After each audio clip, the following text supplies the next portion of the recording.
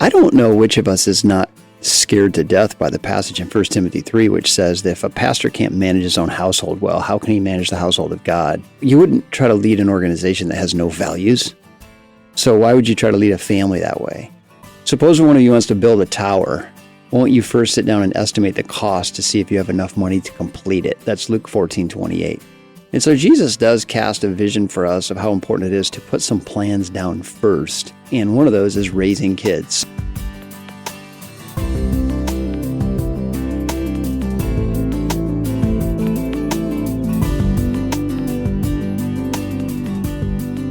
Welcome. You're listening to The Glass House, hosted by Lifeway. We're Ben and Lynley Mandrell, and we have conversations with leaders who have experienced the stress of ministry and have sensed a spotlight on their personal lives.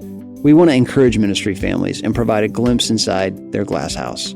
And before we start this episode, I want to invite you to participate in the conversation. If you have feedback to offer, a general question for Lynley or me, or if there's a topic you'd like for us to tackle in the future, email us at president@lifeway.com. We read every one of those emails. Welcome, everybody, to The Glass House. Great to be with you today. Thanks for tuning in. And Lynley, today we have a toolbox episode. So we want to try to provide a practical resource. Lynley and I are people that love a practical tool that we can grab and use, particularly in family life. And I know when I was a pastor for several years, I got invited to speak at a family camp. And one of the things that Lynley and I spoke about was family values, how to create those, how to use those, how to frame those, how to design those. And when our kids were off riding the zip lines, we were teaching families how to use family values. And we found this to be one of the most helpful things that we taught. Yeah, but I think the question is, what is a value? Like, what is a family value? And I mean, we like to go to the good old dictionary definition of value, and it is a person's principles or standards of behavior, one's judgment of what is important in life. That's right. A value is something that's important. Mm-hmm. So it says to think of it another way, as the old saying goes, if everything's important, nothing's important. It is the role of the parent to emphasize what's important in the house. And when you and I got married, it was a clash of the North and South. A lot more clashing than that. We talk about two strands of a DNA. Each strand represents a unique combination of personality. Mm-hmm. And in marriage, we come together as one. And now we're supposed to emphasize to a group of children what's important to us, not to me, not to you, but to us. And we have found that if there's not clear communication around values, this is where a lot of the friction happens, not just in families, but in churches and in organizations where there's not clarity about what's going to be important around here. So Lynley, we're looking at ours. We have a set of values that we created for our family that hang in our family room. And just so that those of you who are out there listening know what we're talking about, let us share a couple of our values and what we wrote for them so you can get it. And I would say that this is our second set of values, actually, because we had one when the kids were younger, and they sort of graduated from those values, and we began to see things as they got older that we kind of want to change to. And so this is our second set. And also the thing is, when we were making these, there has to be values, like Ben said, that are from both of you. And so one of the values of mine that I'm going to read is a value of me specifically. And one is one that is almost aspirational. We're not really great at it yet, but that's the point of it being on the value, is because it is important to us and we're not personally great with it. So the first one that is me is healthy conflict. That's one of our values. I'm just going to read it for you. It says, we believe that we all make mistakes and hurt one another, sometimes accidentally and sometimes on purpose. As a family, we will strive to resolve our differences. And we wrote that intentionally on there about accidentally and sometimes on purpose, because if you have a family, you know that children sometimes they do something on purpose to a sibling. We have seen children, one takes a toy and the other one hurts them. I mean, that is what they're doing. And so the point is to kind of help them figure out how to work through that in a healthy way. And you and I came from biological families that do conflict completely differently. Mm-hmm. And so we resolved early on, let's try our best to figure out what healthy conflict looks like. And so this value gets used a lot in our home when we sit down and say, okay, let's have some healthy conflict around this. Well, and I think the term, like for us, conflict, people misuse the term confrontation as a bad term. Kind of like as we discuss all the emotions that we go through, we assume that conflict and confrontation is a bad thing, when really it's helping eliminate bitterness. Because what happens when you don't deal with something, you become bitter. And so that has been kind of the story that we go to with our kids. And then briefly, I'll read the one that for me is not natural that we're working towards is contentment. And we just wrote on our thing, we believe that happiness is found when we count our blessings and appreciate the gifts God has placed all around us. And we just put a little quote on there that says, someone else is happy with less than what you have. And Ben and I, me particularly, I'll let him speak for himself. I just struggle with contentment, and not in what other people have, but just I can focus on the negative versus the positive. And so that is one that even with our children, I want them to see as parents who are content.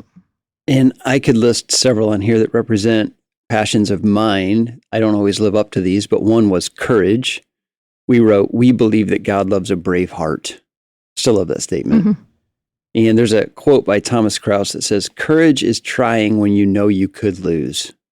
And as we thought about raising our kids, we want to release them into the world with courage. Mm-hmm. They're going to go out there and try some things that they might fail at rather than just play it safe. Mm-hmm. We want them to feel that as part of what our family did growing up. And us honestly launching out to start a church in Denver all by, a sense of calling was a demonstration of that to our kids. I remember having that conversation saying, we want to be courageous, so we're going to step out and do something we've never tried before. So that was just a taste of what family values are and what they could do for your family.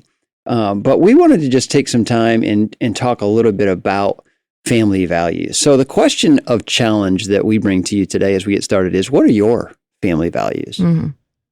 And, I mean, what we say about that is whether they're defined or not, you have them. That's true. And people don't always they're not cognizant that they have them. So like in some families, sports is the highest value. Mm-hmm. Everything revolves around sports. What's the next sport and what's on TV for sports? And I'm not saying that's a bad thing. We do a lot of sports at our house, but if you're not careful, that becomes the idol in your house, the highest value, and other things don't get emphasized. Right. We heard a pastor say years ago, division is two visions. And in order for you and your spouse to be unified, you have to have the same vision. And so, that is really essentially the purpose of this episode, is to figure out maybe can we help you guys get together on the same page and create a vision for your own family. And since a large amount of our listeners are pastors and wives or church leaders, I don't know which of us is not scared to death by the passage in 1 Timothy 3, which says that if a pastor can't manage his own household well, how can he manage the household of God? You wouldn't try to lead an organization that has no values. So why would you try to lead a family that way? So Jesus gives us this quick scripture, and then we're going to jump right into the toolbox here. Suppose one of you wants to build a tower. Won't you first sit down and estimate the cost to see if you have enough money to complete it? That's Luke 14:28. And so Jesus does cast a vision for us of how important it is to put some plans down first before we just launch into life. And one of those is raising kids. So enough introduction on that. Let's get down to the nuts and bolts and see, let's talk about how we've taught other couples how to create their own family values. It's not nearly as hard as you would think. No. So, the first step is simply finding a list of just adjectives or character qualities, whatever you want to do, and get a list of 100 or so things. And then, Ben and I both sat down separately. We set a timer for 10 minutes and we just began circling through things that are important to us individually. This is not a group exercise. This is you sit down by yourself and figure out, what is near and dear to your heart and begin that process. And you start to think about, okay, if I can instill something into my kids, which of these qualities would be the most important? If I can only pick 10, I'm going to, and it came pretty quickly to me and to you. We ended up both like 20. Right. Because it's pretty obvious which things we're passionate about. And I think, too, this is the time where you are intensely selfish because you are going to have to come to a point of compromise. So don't sit there and think, well, Ben is fun, so I want fun, because he'll add fun on his own. And so make this one to where 10 things or a list of things that you really, really are important to you. So in summary, step one, find a sheet of character qualities. They're all over the internet. Print 2 off. Each of you circle the ones that seem most important to you. And one quick note before we move on here is if you have teenagers, we would encourage you to involve them in this. Give them a sheet of qualities. let them at least put one or two values into the hat that gets chosen so that there's buy-in. Because as we all know, teenagers must have buy-in. People will promote what they participate in. We don't all know that until you have a teenager, and then you know that. So you want them involved. Step 2. Narrow it down to 10. We have actually found our current one has 9, and it's probably too much. It's hard to have, for your kids to memorize 9 things. And so at this point, we are actually talking about even now reducing ours down to 6. But I mean, per family, just decide how many you want to have and work together to narrow it down. When we got to Lifeway, one of the first things we did with Lifeway is walk through a process of creating new values for the company. And I've just come to realize that anything more than 5, I can't remember. I have to have like a cheat sheet. So I think we need to go back and get it down to 5, which is going to be really painful. I said 6. Yeah, I know. I'm not going to negotiate that one here. Right here on the air, going to tell you you're wrong about that. I'm kidding. Yeah, I mean, well, but what I just said, I mean, step 3 is negotiating. I mean, it really is. And this is where you have to remember, like, you didn't marry yourself. And there's things in your spouse that you really loved initially. And so when you got married, you thought, well, we're going to have kids, and I really hope my child is blank like their father or mother. And so this is where you have to eliminate your selfishness and think, what were those qualities that he had or she had that drew you to them? And I want that in my child. I think no matter how long you've been married, when you sit down to do this process and you see the other person's sheet, the first question that comes to mind is, have you lost your mind? You really, we only get a handful of these, you're going to pick that one? I know what you're thinking of here. This is on our first one, and I know where he's going. What? Go ahead. Which one of mine? Cleanliness and order? Yes. Like, seriously? Of all of the things you want our kids to be clean and orderly? What a crazy idea. So when our first one had cleanliness and order, and that is actually a value that we have eliminated the second time because it was a goal when our kids were younger to have that in our house, and they've pretty much adapted to that, and they've adjusted to it, and so we felt like it wasn't necessary to maintain that on there. And I think that's a great point. You said it before; these are seasonal, and they could change with time. And I'm laughing about this, but when our kids were little, training them how to put their things back in their drawers, how to clean up a table when they were finished was supremely important. And now we've moved on to some other things. Thankfully, they've learned those skills. But negotiation is step 3. And this is the hard part, and create some of the best conversations you'll have in your marriage. Step 4 is spend some time describing each word that you've chosen. So let's say you've chosen 6. Now you want to put a few words underneath that main word to give it a little bit of oomph, a little bit of clarity. Because clarity creates power. So when you sit down to do this, you think, okay, well, I'm not a wordsmith. I'm not C.S. Lewis. So how am I going to put words with this? And don't overthink it here. Yeah, I mean, I am not a natural writer. And so sometimes when I have to write a birthday card or something, I'll ask Ben, can you show me a quote on friendship? And he'll say, Google quote on friendship. And so you really can do that here. If if one of your values is adventure, well, Google Bible verses or quotes on adventure and decide which ones you guys like and what, your family really resonates with. And that's the really fun part of this. And so, Ben's pointing at me. Well, he's got an idea. I'm trying to say something here. This is another great place to incorporate what I would call just wisdom of the family, whether it was things your parents or your grandparents said that you want to incorporate underneath that word. You could put like, here's a saying that means a lot to our family. And continue to teach that wisdom and impart it to the next generation. So when I was a child, my grandfather gave me a little thing that I kept in my bathroom that said, speak well of people and you need never whisper. So if one of your values is kindness or something on there, like I remember that because he gave me that as a child and it just sat on my bathroom counter. And so, you could put that on there and with that person's name and it would be just kind of a special memory. For integrity. We've always said success is when the people who know you best respect you the most. A statement like that under the word integrity, it gives it some punch. So for each value that you choose, just pick a phrase or go online and find something or one of your favorite Bible verses, but give it a little bit of description so that when you look at it, you know what it's saying and other people do too. Yep. Step 5 is decide how you want to display it. And I think this is a really important part of the process. Design is important because it needs to be aesthetically pleasing to your eye. It's something you want to look at. So explain, Lynley, like what we did with ours. Well, I mean, I would just piggyback off that. I mean, aesthetics matter. We went to a conference one time and it talked about how, what did he say in regards to the church? The church is a building. The church is a place. And so when you're thinking about church being aesthetically pleasing as you walk in the door, the same is with the design of the poster. Like this family values thing needs to be designed in a way that you like looking at it. Yeah. So our first one was a picture of the kids at that point. I mean, so we have our values, and then we have a picture of us at the bottom of it. We also have a statement at the top of ours that says, it says Mandrill family values, and it says culture is the positive behaviors you celebrate and the negative behaviors you tolerate. Did I say that right? That's right. Say it again.